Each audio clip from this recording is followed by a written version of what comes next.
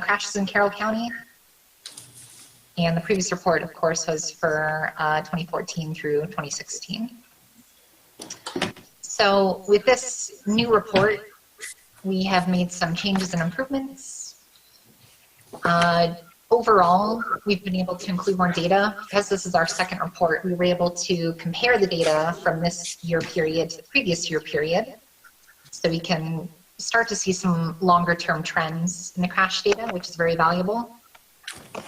We've also expanded our coverage, or rather detailed coverage, of some of the smaller areas, well, such as Monticello or some of the non-incorporated towns, Rockwell, etc. So there's more detailed maps on these smaller areas, not just the incorporated towns. One other thing that we've done has been benefited greatly by the traffic count program that we have in Carroll County that you coordinate with us on. So because we have traffic count data in Carroll County, we can use that data that we've collected previously to find the crash rates based on how much traffic there is. So we were able to include traffic crash rate data in this report, which is different to looking at just volumes. So the report itself is a bit lengthy, which is why I linked it instead of including it as an attachment. I'll, I think, leave it to you to go through it in detail.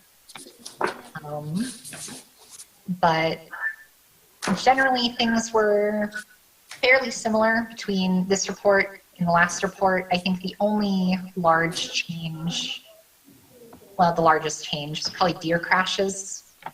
There were far more deer crashes this time than previously. And you can read more about it in the report, but I tried looking into it a little bit, and with deer crashes, it's hard to find any specific reason for that, whether it's deer population or deer behavior or the driver behavior. And there's some info about that in the report in the deer crash section. Otherwise, the report is broken into sections based on topic. So we have, like I mentioned, deer. There's a motorcycle section. There's time. There's weather. And we have a section broken out for specifically injuries and fatality crashes as well. So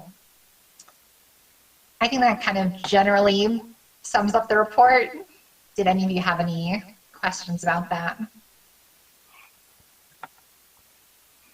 Aria, I don't see the link to that report. It should be on the first page of the packet, the agenda page. There should be a link. Okay, let me look at that again. I'll drop it here in the chat in GoToMeeting. Let's see. If there's no link there, I apologize. I was pretty sure I put one in though. Anyway, the link is here in the GoToMeeting chat. That might be faster. So.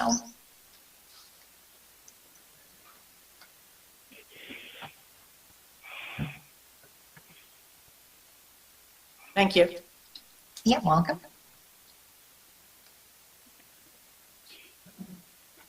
All right, so then I think it sounds like there aren't any further questions for Aria, so we can move on to the next item of business, which is the Rural Long-Range Transportation Plan. So we're going to have Aria and I both kind of split up talking about the work that we're doing on this. So Aria, if you want to go ahead and start by talking about some of the demographic analysis that you've done. Sure. So in working on long-range plans, just like with any other plan, we need a lot of data to start our conclusions with and decide where to go. So the very most basic of all data is demographic data, so we know exactly what we're working with. So I've done some research here and pulled together a whole bunch of census data and other data that covers things like population cohorts in terms of age, in terms of housing, in terms of transportation, in terms of employment, all sorts of different factors. So we have that data to base some analysis on. In the packet here, you can see some example maps. I included just a few to give you kind of a general idea of what type of data we have. Can't remember exactly which maps I put in, but generally all the data we have is available at the census tract level, which is about the most consistent and highest resolution we can use across the report. Some data is available at the block group level or block level, but it's uncommon, so we kind of stick to the tract level just to keep things consistent. And as you can see on the maps, Delphi has its very own census tract, so if you're interested in Delphi data specifically, it's pretty easy to pull that out. This data will also provide the basis for some of our projections. The Rural Long-Range Transportation Plan projects out to 2025, so about 30 years of growth for the county. So we'll be using the data that we pulled together here, all this demographic data, to project forward what Carroll County will be like in 30 years and what the future needs might be for various populations. I will note the base year that we've got for data is 2019. That's the year that we have the most data available to us, all from the exact same year. So that's where we'll be basing all of our projections from, is 2019 data. I think that's it for me. Aria? Okay. Yeah. How do we take into consideration, I mean, I think all of our communities, we're establishing residential TIFs and assuming that we'll have substantial residential growth and increase in households over really the next 5 to 10 years, and certainly expanding that well within the period of this rural transportation long-range plan. Do you want us to submit projections to you, or how would we best handle that? So I believe there's going to be a separate meeting to discuss a lot of this stuff, but I will say that I've set up a spreadsheet for those projections, and we can actually change our projections on a per year basis. So currently I have it set up just to use the same percentage growth rate for every year out of those 30 years. But if you want to change just 1 year, you want to change 5 years, 10 years, we can change each year individually for the growth rates. That's for each metric. Okay. Is that growth rate population per census tract or households? Which metric is that? So we can apply the growth rate to any variable we have. But generally, we're going to be primarily looking at population and jobs, I think, as kind of the basics. So where will the population grow and where will jobs grow? And it won't be jobs broken down per census tract, right? It'd just be Carroll County in general based upon employment. Actually, we do have jobs based on census tract. And if you really want to get into the nitty-gritty details, we can do it by industry as well. There may not be a whole lot of value to doing, per industry basis, but if you wanted to do, industrial versus agriculture versus, kind of general commerce, we could break it down into those kinds of categories. There's something else I was going to mention. No, I think that was it. Yeah, all the data is on a per tract basis, and we can do growth on a per tract basis as well as a by year basis. So it's very flexible how we can do the growth modeling. Good question. Yeah. So I did want to kind of cover just briefly what Aria mentioned about a separate meeting to kind of go over some of these issues. So I know I've already received a couple requests for updates as to where we are in this project. Unfortunately, it got stalled a little bit due to some funding issues with INDOT and the grant we received in order to do the planning work in Carroll County. Those issues have been resolved. So that's why you see some of Aria's work here in the packet. And one of the big things we are going to be talking about is trying to nail down some of these factors in terms of not only how much growth is happening per year, but where the growth is happening. So if we were to expect explosive growth in one of these census tracts due to a TIF district, then we could certainly reflect that in our modeling, and that would be something that this plan absolutely would take into account. So that's some of what we would be looking at. We can also look at some separate issues, such as truck routing, which I know has been another big issue. Trying to look at, maybe 30 years down the road, what sort of network would we want to be able to get trucks around the county so that they don't always have to go through downtown Delphi, and that can be a more pedestrian-friendly area, and the trucks won't feel like they have to go so far out of their way to reach, their destinations that they just don't bother and go on routes where we don't want them on. So in addition, one other thing I wanted to talk about that we will probably also want to be covering at either the same meeting that we do the projections or a separate meeting, depending on how you guys want to divide it out, would be public participation for this. So that's something that I'm putting together. So we're kind of going to look at doing a survey of some of the goals and objectives for this plan. So this would be basically what people would consider important for the county. So some examples could be increasing safety by reducing crashes and those sorts of things, as well as providing more trails or opportunities for people to walk and bike, providing better facilities for agricultural traffic. It would be another potential goal or objective. So we would be meeting with you guys to kind of talk about those and get together an initial list, and then the function of the survey would be to prioritize between those different objectives as to which ones might be the most important to the community.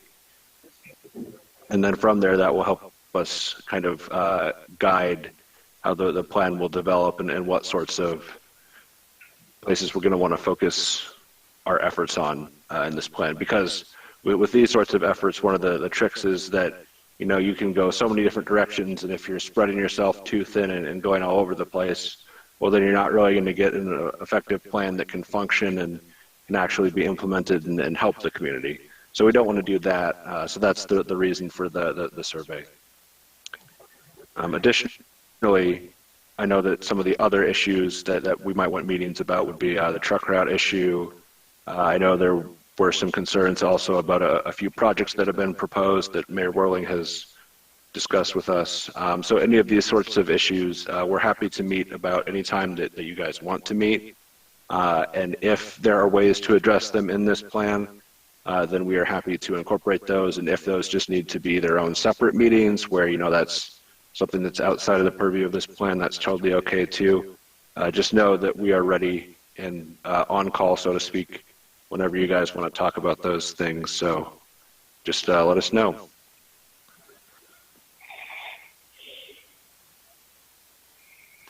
And then I guess I should say, as far as a meeting for this specific work of doing some of these projections and talking about the public outreach, we're going to be sending out something within the next couple of days to try to find out people's schedules.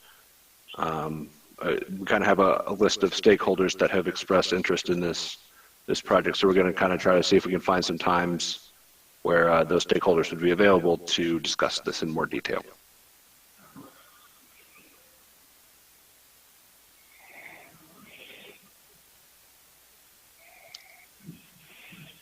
All right, sounds like there are no further questions or comments on this item. So in that case, we'll go ahead and move on to the next item, which is the Community Crossings Grant. So this is mostly just a quick note. So we're happy to see that Carroll County was awarded a lot of the funding that they submitted for. You guys got almost $1 million in funding, which would be the cap. So very glad to see that. Part of the reason why we're highlighting this is in the past, we have worked together with you guys on some of the data collection and such for the submission, and we are happy to continue to do that anytime you guys want to submit for that. So please just always, again, know that we are here to help with this sort of thing, and we're happy to do it. So just wanted to pass that along, and also just glad to see that things worked out well with the last round. And of course, the City of Delphi was also awarded, and Joretta, did Flora get community crossings in this round? Yes, we did. We got 272,000 or something like that. Yeah, I think ours was right around that number as well. So Carroll County and the city towns are doing pretty good here. Yeah, absolutely. Okay, any other comments on this? All right, I will take that as a no. So the next thing that we want to discuss is the format of these meetings. So due to the pandemic for a while, we've been kind of having these virtual meetings. However, some of our other committees have transitioned to going back to meeting in person. When we talked to the technical committee about this, they were pretty indifferent. They said, well, either way is fine with us. If we want to continue virtual, that's fine. But if people would prefer to go back to in-person meetings, then that was fine with them too. We should mention that we do have an option to do these either way for this type of meeting. There are some type of meetings that state statute requires now to be in person again. Those are meetings called public hearings, which this is not. So this does not fall under that category. It's not like, for example, the Area Plan Commission meeting that we host monthly here in Tippecanoe County. That would be considered a public hearing, but this sort of meeting is not.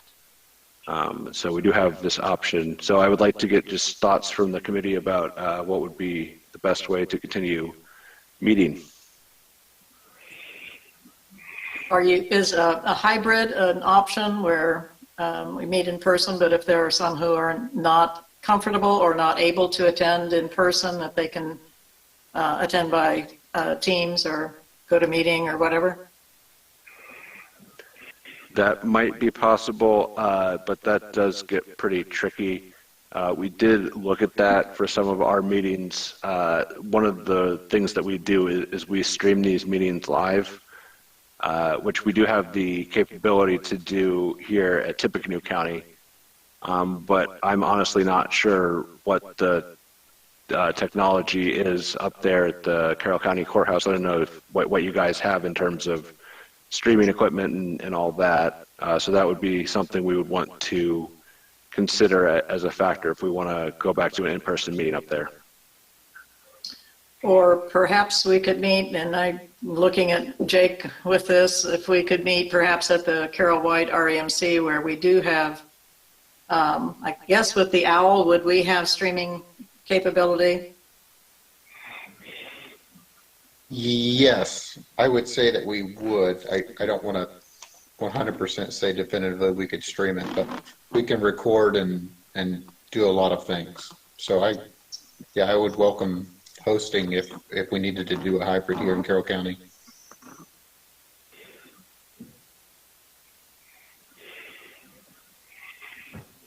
I would kind of like to see us go back to in-person, even though the numbers right now are pretty wretched here in Carroll County, and I think they're probably even worse in Tippecanoe, the COVID numbers, that is. But, you know, hopefully we will get out of this period quickly, and as long as, you know, we mask if that's, you know, needed, and observe, you know, other protocols, we should be okay. I'm okay either way. I'll meet in person or I'll meet, as long as I remember, I'll meet online. So, yeah. I would prefer to meet in person if we can.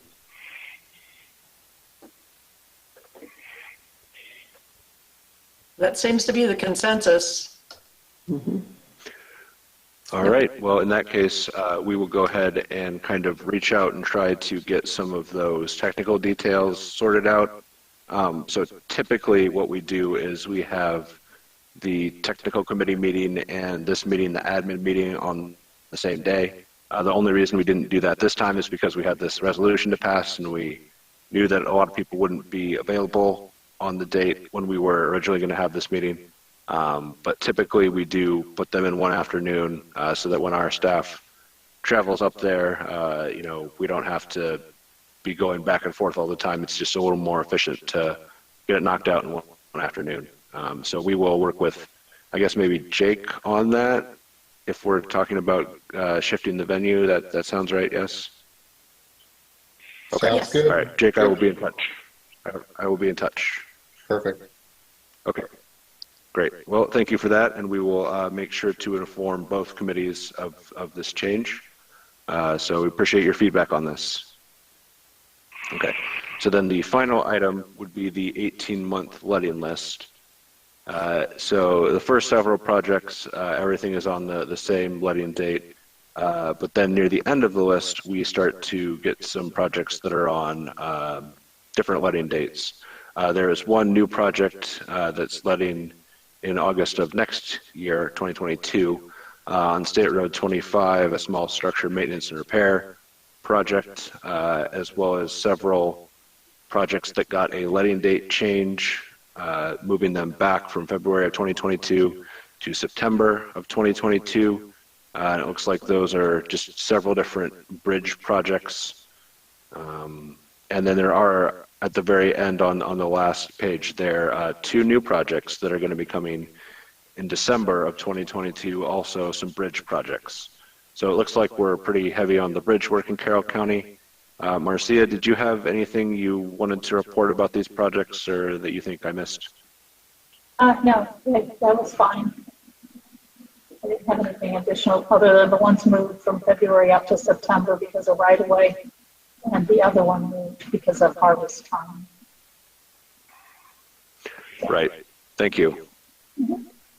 Are there any questions about any of these projects, or maybe something that doesn't show up on the list? Does one of those include the repaving through the town of Camden? They've been working for the last year and a half doing survey work and right-of-way work and so forth through the town of Camden. I wasn't clear as to whether one of these projects you mentioned includes that stretch through there that was not paved when they paved the rest of the road. These seem to be all bridges. What's the state highway that goes through Camden? 218. 218. Okay. Let me look it up and see if I can find anything. Because, like I said, these all seem to be just bridges, small structures, and bridge stuff. So I don't think. Okay. Yeah. So let me see what I can find out, and I'll shoot an email out. Well, this project also included sidewalks and curbs and that sort of thing. I forget how they refer to that, but they've been doing survey work for the last year and a half, getting that lined up and so forth. And I happen to own property right along there, and they had to buy a little strip of property because they have to own the land that's underneath the sidewalk. So Right. So anyway, they've got all that. I think is completed. So. I was just wondering if that was something that was going to be scheduled in 2022. Yeah, I don't know. Like I said, let me check. I'll see what I can find out, and then I'll shoot an email. Great, thank you. Okay. Thank you. Thank you. You're welcome. You're welcome. Okay, any other questions or comments?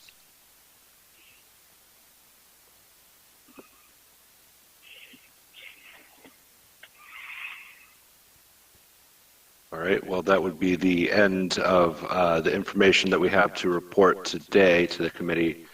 So are there any other items that someone would like to bring forth for discussion? No.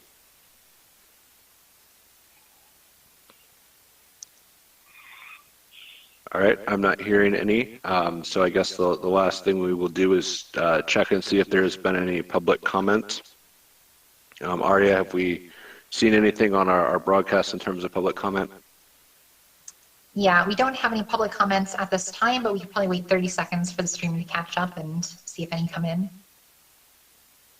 All right, sounds good. All right, I will count the time.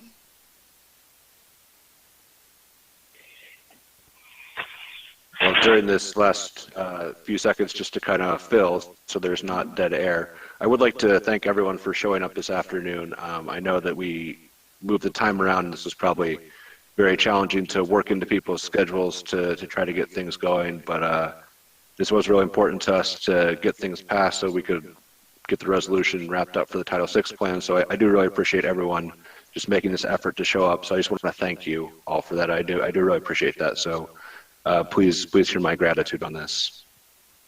You're welcome.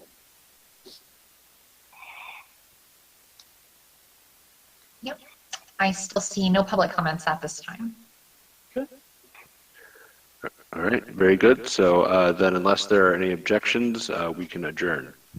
Hey, Tim, Oh, yep, this go is ahead. This is Marcy again, up in the floor. I just pulled a report from our SPMS, and it looks like we have HMA overlay on 218 from 3/10 of a mile west of 75 to 3/10 of a mile east of 75. Would that be Yeah. Camden? Yes. Yeah, that's it. Okay, looks like right now it is on a January of 2023 letting. January of 2023. Okay. Yes, that's where it's at right now. Thank you. You're welcome.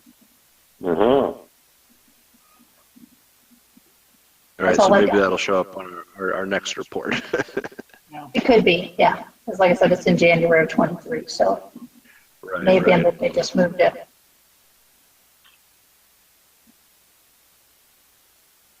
Okay.